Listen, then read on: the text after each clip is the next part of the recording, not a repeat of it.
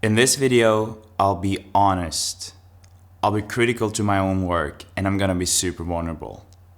Because earlier this year, I made the piece that I was the most proud of story-wise, and I managed to mess up on one of the most basic things when it comes to visual filmmaking. Let me take you back to the morning after I posted this on my old YouTube channel. I was excited to get up to see how many views I got on my new video. Maybe I got some new subscribers because obviously this was the best piece ever. But then I saw this email from YouTube saying, "New comment on Lost and Found." And this was the comment.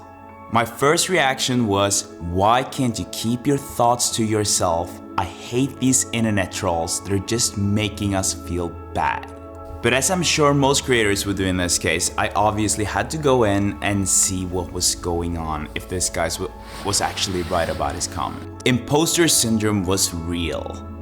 I got this bad feeling in my stomach, and I just wanted to dig a hole in the ground. I wanted to delete the video. I felt like an awful, terrible filmmaker. I fucked up.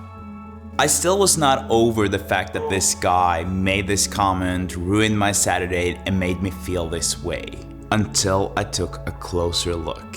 I realized the dude was right.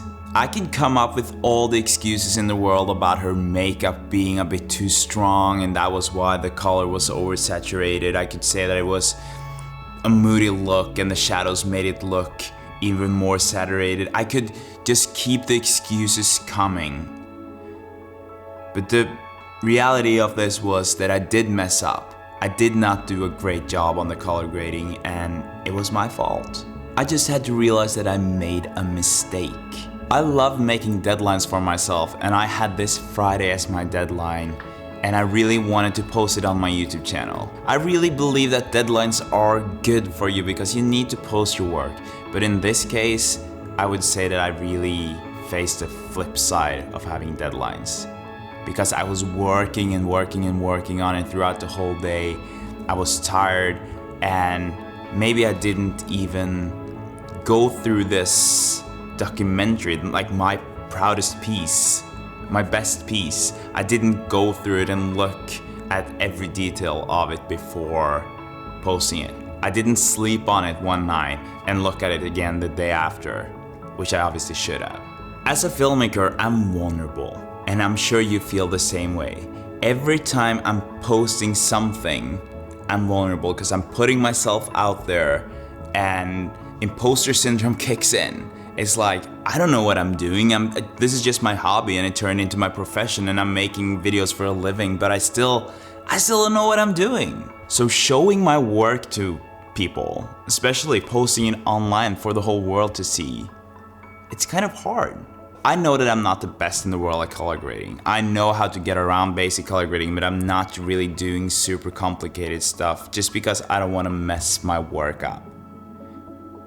So when people are criticizing that part, the imposter syndrome kicks in even more. Because I feel like they might be right. Okay, now they caught me. Like, they caught this lie that I call my profession. But the problem here was not my color grading, even though the colors looked awful. Yes, the color grading could have been better, and that was the last part that messed it up. But the big problem here started way earlier, like weeks earlier. One of the most basic things when it comes to filmmaking I actually managed to fail on. I feel like as a filmmaker, the first things you learn is like ISO, aperture, shutter speed, and then you have white balance. I messed up on this early on when I was making films. And I promised myself I would never do that again because it's so hard to correct it. But here we go again, years after, on professional work, on something that was supposed to be like my showcase, like my one piece that I would show to the whole world and say, hey, I made this. I failed on white balance. Because usually color grading is kind of like one of the things that I find to be easy to do. I did say that I'm not the best in the world on it, but I know how to get around it, and I know how to not mess it up. Which, in my case, I feel like it's the most important thing. Learn how to not mess up color grading and you'll be fine. The problem is when you haven't done a good job with the colors before you start color grading, when you're shooting. So when I messed up with the white balance settings in my camera and the white balance of, or the temperature of my lights, that's when I failed big time and I made it very difficult for myself. To be honest, I didn't manage to fix the situation. The colors are still not good. It's hard for me to tell you this and say this out loud because I know that I'm putting myself out there, being vulnerable, kind of like showing that I messed up.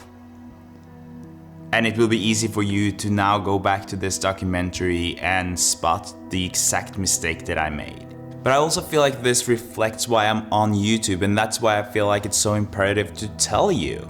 Because I want to show you guys that you can make mistakes. That's a part of the game. And I don't want to portray myself as being this perfect filmmaker who never makes mistakes, because I'm not. I'm here to make you feel better about yourself as a filmmaker, to be inspired, and to become a better filmmaker at the end of the day. And to this day, I cannot watch this video without feeling bad or cringing because I just feel like it looks so bad. But it's still a mistake that I will take with me to every shoot I'm doing in the future, to every project. And it has made me a better filmmaker. So I messed up and you can learn from it.